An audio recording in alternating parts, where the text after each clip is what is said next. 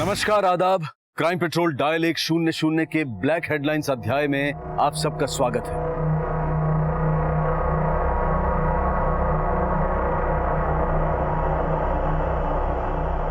अस्सलाम वालेकुम भाईजान। वालेकुम अस्सलाम। वालेकुम अस्सलाम। कौन है? तुम नहीं जानते? नहीं। ये वही सादिक आलम है जो इलेक्शन में खड़े हुए थे। हमारा नेता कैसा हो? सादिक भाई जैसा हो। हमारा नेता कैसा हो? सादिक भाई जैसा हो। हमारा नेता कैसा हो? सादिक भाई जैसा हो। सादिक भाई आगे बढ़ो, हम तुम्हारे साथ हैं। सादिक भाई आगे बढ़ो, हम तुम्हारे साथ हैं। सादिक भाई आगे बढ़ो, हम तुम्हारे साथ हैं। सादिक भाई आगे बढ़ो, हम तुम्हारे साथ हैं।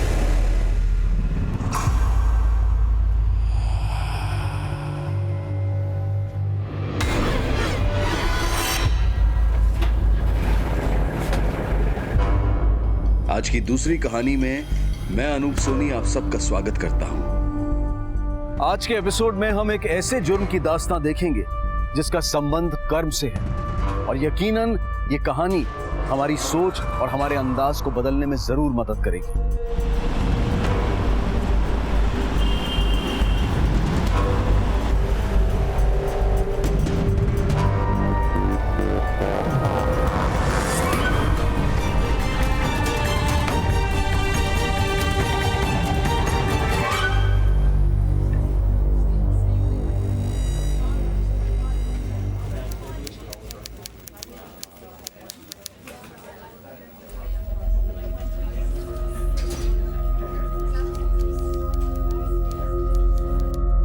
क्या सादिक?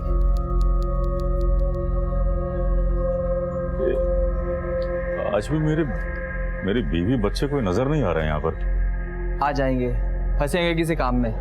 नहीं कांस्टेबल साहब, मैं पिछले 6 महीनों से कोर्ट आ जा रहा हूँ लेकिन कभी ऐसा हुआ नहीं। आप अपने लेवल पे कुछ पता करो ना। ठीक है, मैं करता हूँ। चलो आज पेशी तुम्हारी, चलो।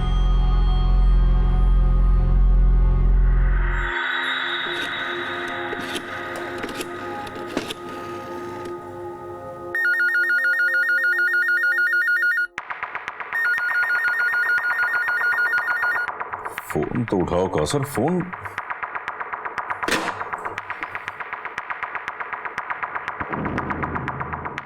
हेलो हेलो जी जी मैं सादिक बोल रहा हूँ। वो कौसर, वो कहा था ना यहाँ फोन मत करना।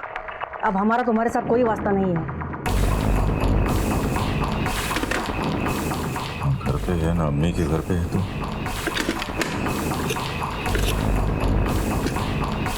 The number you are trying to call is currently switched off.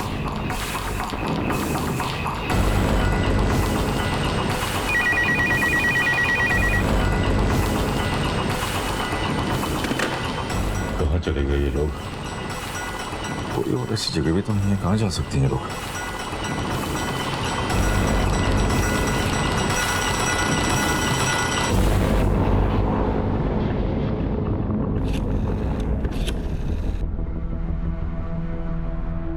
Tinu, कुछ पता चला? नहीं भाई, कुछ नहीं पता चला। घर पे भी ताला लगा हुआ है भाई। आस पड़ोस में पूछा, किसी को कुछ नहीं मालूम भाई। अरे किसी ने कुछ तो देखा होगा। कहाँ गायब हो गए सब के सब? तुम एक काम करो, तुम मुझे मिलो आके यहाँ पे। ठीक है भाई, अगले हफ्ते आता हूँ भाई। अरे अगले हफ्ते नहीं, कल का कल मिलो आके। और वो वकील को साथ में लेके आओ। ठीक है भाई, ठीक है। मल्होत्रा साहब, आप कुछ भी करके मेरी बेल करवाओ। अरे आप समझने की कोशिश करो, 20-25 दिनों से मेरे बीवी बच्चों का कुछ अता पता नहीं है। उनकी जान खतरे में हो सकती है। मेरे तमाम दुश्मन है, आप समझ क्यों नहीं रहे? आप बेल करवाइए बस। मुश्किल है, जिस केस में आप अंदर हो ना, बहुत मुश्किल है। फिर भी मैं इंटरिम बेल कराने की कोशिश करूँ। अरे कोशिश नहीं करनी है, करवानी है। आप जज सबको जाके बताइए ना कि 20-25 दिनों से मेरे बीवी बच्चे गायब हैं। आप मुझे ले चलिए, मैं उनके पैर पकड़ लूंगा। लेकिन कुछ भी करिए, बेल करवाइए बस। ठीक है, मैं कोर्ट में अपील करूंगा। करवाओ यार। भाई टेंशन ना लो, हो जाएगी। हम लगे हुए हैं, कुछ ना कुछ कर लेंगे। ठीक है, आप ख्याल रखो, हो जाएगा। चलो।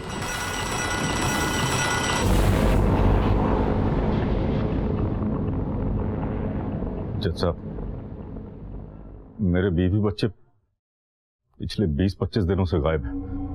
न जाने कहाँ चले गए। मेरे सिवा उनका और है भी नहीं कोई। उनको ढूंढने के लिए मुझे बाहर जाना बहुत जरूरी है। मुझ पर भरोसा रखिए, मुझे अंतरिम बेल दे दीजिए। मैं आपका बहुत बहुत शुक्रगुजार होऊंगा। प्लीज जज साहब। Milord, I appeal for the interim bail. Permission granted. आज यहाँ से बाहर जाना मेरा बहुत जरूरी था। 20-25 दिन हो गए, कुछ पता ही नहीं चल रहा है कहाँ वो लोग सब। बहुत बहुत शुक्रिया आपका। आपकी मदद मैं जिंदगी भर नहीं भूलूंगा। अरे कोई बात नहीं, ये तो मेरा फर्ज था। हाई लगी लोगों की, फूट फूट के निकल रहा है। अरे क्या कर रहे हो?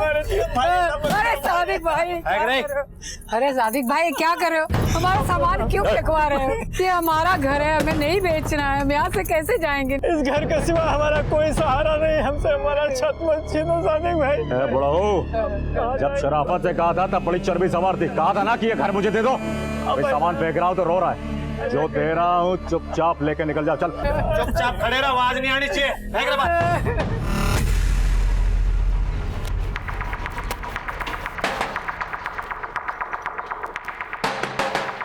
मर गया बुढ़ा। आ गया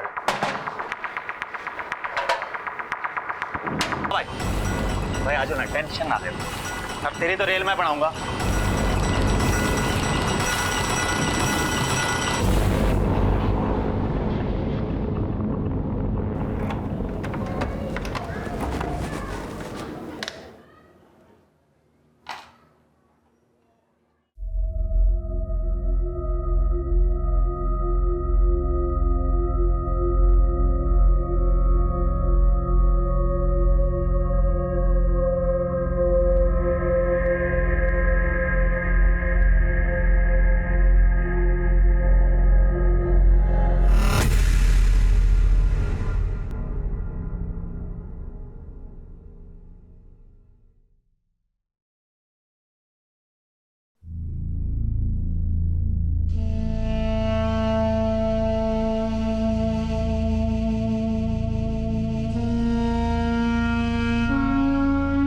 भाई समझ नहीं आ रहा, बच्चे और भाभी कहाँ गए, कुछ नहीं समझ आ रहा।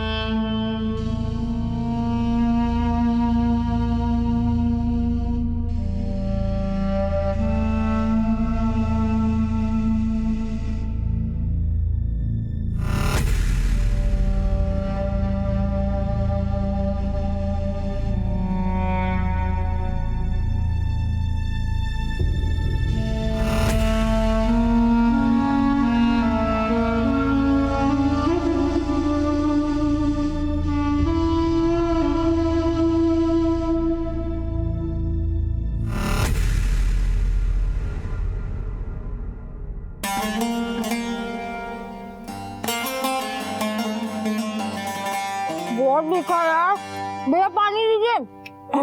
भैया ठीक है, मुझे पानी दो। अरे भैया पानी तो पिला दो, लड़की को प्यास लगी है। आओ 2-4 गोलगप्पे हमारे साथ भी खा लो। चल मैं तुझे खिलाता हूँ गोलगप्पे। चल चल। सॉरी बोल सॉरी। चल निकल।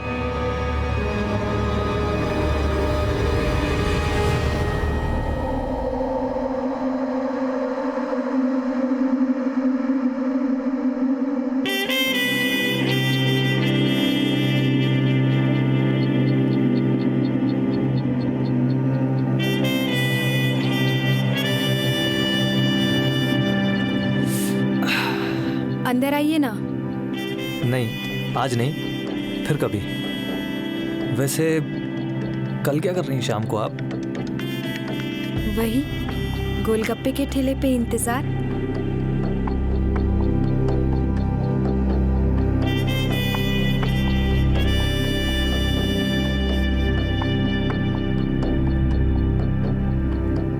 ये नहीं आने वाली सादिक मियाँ।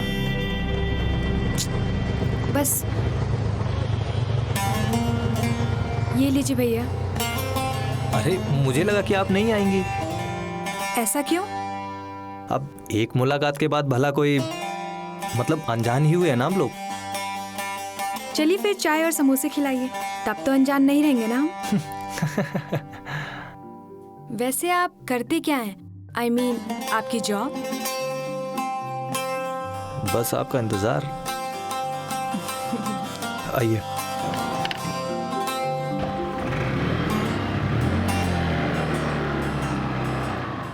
तुमने प्रॉमिस किया था ना मुझसे वादा किया था ना मुझसे शादी करोगे। हाँ हाँ, मेरी बात तो सुनो। एक्चुअली क्या है कि प्रॉपर्टी का बिजनेस सेटल हो जाए ना तो हम लोग करेंगे ना शादी। और कितना इंतजार करूं मैं? अभी के लिए यार थोड़ा मुश्किल है यार, सॉरी बोल रहा हूँ यार। तुम समझदार हो ना, सब समझती हो।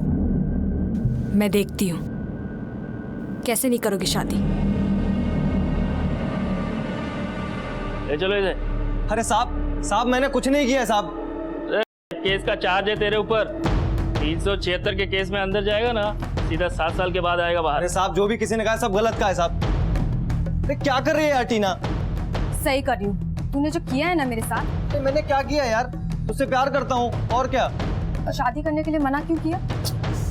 करता हूँ ना तुझसे शादी यार, थोड़ा प्रॉपर्टी का बिजनेस सेटल हो जाए, करूंगा ना तुझसे। नहीं करेगी तू इसके साथ शादी।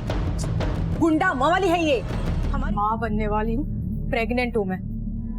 ठोको केस इस पे, डालो जेल में साले को। मेरी भोली भाली बेटी को बहला फुसला कर इसने उसका नाजायज फायदा उठाया है। टीना आई लव यू यार। जज साहब, मैं टीना से प्यार करता हूँ और उससे शादी करना चाहता हूँ। जो कुछ हुआ वो एक गलतफहमी थी सर।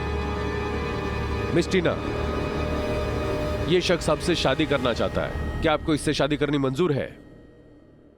Yes your honour. क्या बेहुदा मजाक है। चलो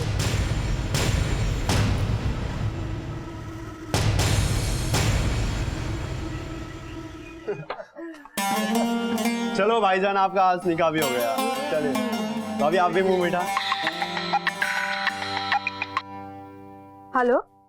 हाँ मम्मी। टीना किधर है तू? मम्मी अब हमारा नाम टीना नहीं कौसर है।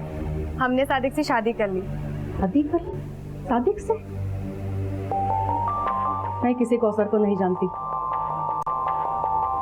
और दोबारा यहाँ फोन भी मत करना। मम्मी हमारी बात तो सुनो। मेरी बेटी टीना मर चुकी मेरे लिए। Mummy hello. Hello mummy.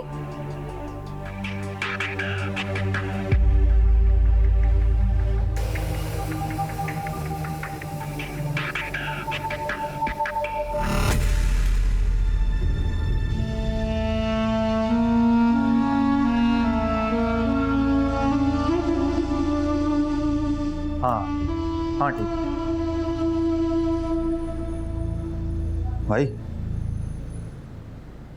भाई हाँ बोल। भाई टेंशन ना लो, अपना विकास गया कई जगह ढूंढने, बस आता ही होगा। लो आ गया। एक मिनट भाई, अपना विकास ही होगा। दरवाजा नहीं खोलना है। रुको।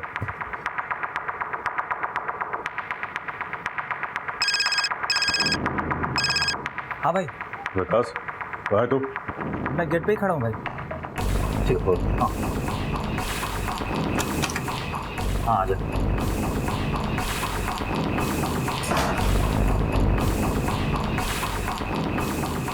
भाई भाभी के 2-1 दोस्तों के घर भी पता किया, लेकिन कहीं कुछ पता नहीं चला।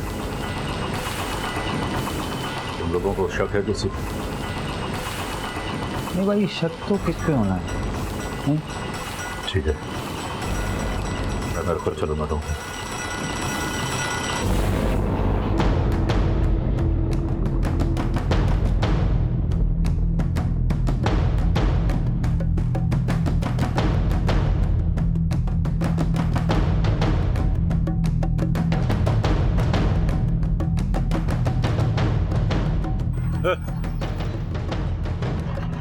भाभी को बच्चों को कहीं देखा है? भाई हर जगह देख लिया, कहीं पता नहीं चल पाया। तो लगे कि एक ही रास्ता बचा है, पेड़ पकड़ने पड़ेंगे। किसके? सर प्लीज रहम कीजिए सर। सर हाँ ठीक है उठो। Sir please. कौन हो तुम? जी मैं सादिक आलम। तुम केस में अंदर थे ना? अरे मैंने क्या किया है? आपको कोई गलतफहमी हो रही? मैंने आप इन्हें क्यों लेकर जा रहे हैं? एक मिनट में बात कर रहा हूँ ना। हाँ बोलो। तुम परेशान नहीं हो ना, मैं शाम तक आता हूँ। शाम तक नहीं, सालों के बाद आएगा अभी। कैसे तेरे ऊपर मैडम ने किया है?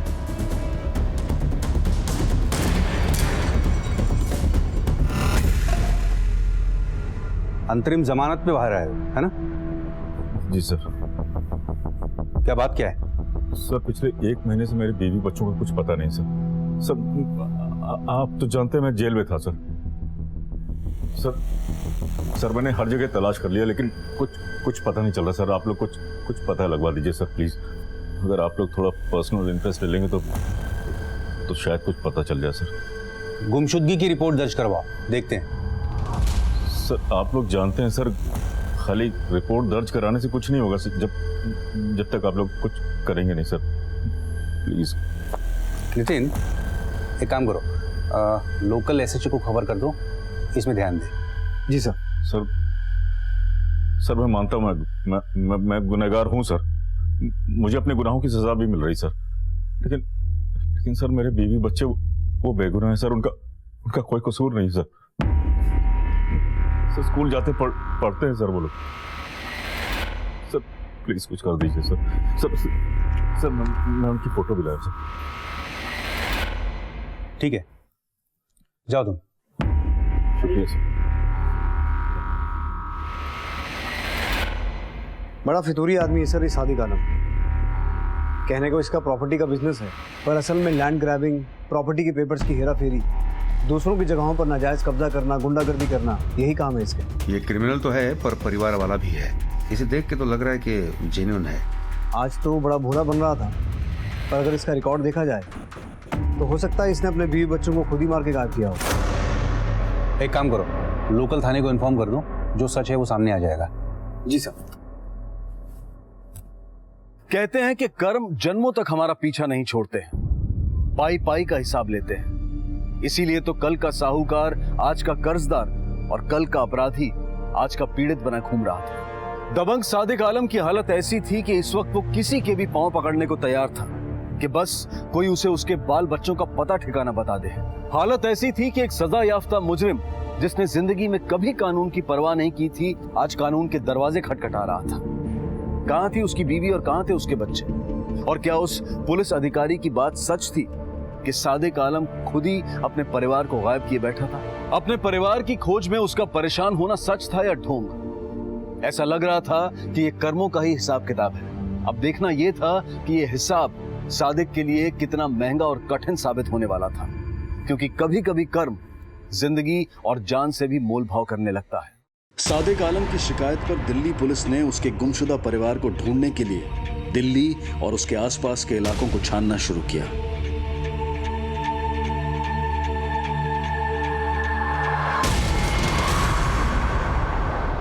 Hello Delhi police.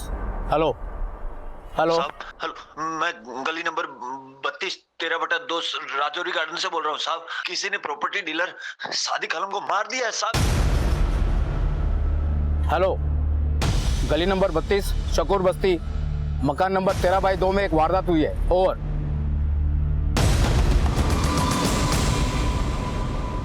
खून सूख चुका है। इसे देखकर ऐसा लगता है इसे मरे हुए 4-5 घंटे तो हो चुके हैं। फिंगरप्रिंट सारे उठा लेना। ये मामला साहब मर्डर का ही। वैसे इसकी पोजीशन देखकर ऐसा लगता है कि ये बाथरूम से नहा के निकला होगा। ये दरवाजा या तो पहले से खुला हुआ था या किसी ने चाबी से खोला। ये यहाँ खड़ा था, वहां से गोली चली और ये आदमी यहीं ढेर हो गया। तो फिर तो ये काम किसी जानने वाले ने किया होगा। आसपास चेक करो, कोई सीसीटीवी है क्या? शायद कुछ रिकॉर्ड हुआ हो। वैसे ये घर इसी का है ना? हाँ सर, ये और इसके ऊपर वाली मंजिल इसी की है। बाकी नीचे का पोर्शन किसी पुराने मकान मालिक दान सिंह का है। फिर आस पड़ोस से भी पूछताछ करो, शायद किसी ने किसी को यहाँ आते जाते देखा हो। सर, जब किसी इंसान को अपने कर्मों का हिसाब अपनी जिंदगी से चुकाना पड़े तो ये उस इंसान के अतीत पर एक बहुत बड़ा प्रश्न चिन्ह लगा देता है। सादिक आलम का परिवार एकाएक गायब हो गया था और सादिक आलम को कोई मौत के घाट उतार गया था। क्यों हो रहा था ये सब कुछ उसके साथ? कौन था जो सादिक से इतना महंगा हिसाब ले रहा था? ये सच था कि सादिक ने बहुतों को तकलीफ दी थी, बहुतों का जीना दुश्वार कर दिया था, लेकिन उन तमाम लोगों में से ये कौन था जो उससे प्रतिशोध ले रहा था? इस इंतहाई पेचीदा केस का दूसरा और आखिरी भाग हम आपको दिखाएंगे कल रात। अब मैं अनूप सोनी आपसे विदा लेता हूं। कल रात आपसे फिर मुलाकात होगी। तब तक अपना और अपने परिवार का ख्याल रखें और देखते रहें क्राइम पेट्रोल डायल 100। सबक एक को, सीख हम सबको। जय हिंद।